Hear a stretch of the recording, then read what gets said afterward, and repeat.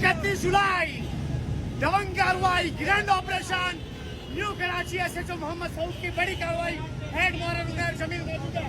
बड़ा क्रैकडाउन, बड़ा क्रैकडाउन, किसी को भागने का मौका नहीं दिया न्यू कराची पुलिस ने।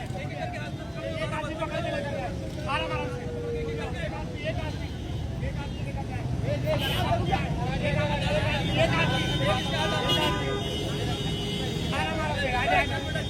ये दिखाए 16 साल का बच्चा आइस के नशे में है। एक दिन ये लगा है, पूरे मोहल्ले को लगाएगा, पूरे कराची को लगाएगा, चोरियां करेगा। जब चोरियां नहीं होंगी तो डकैतियां करेगा।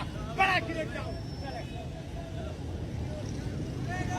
हाँ भाई, पुलिस के काम से खुश हो?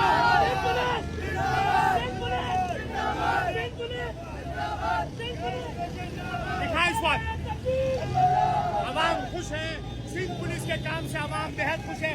दिखा इस वक्त चारों तरफ मजमा है।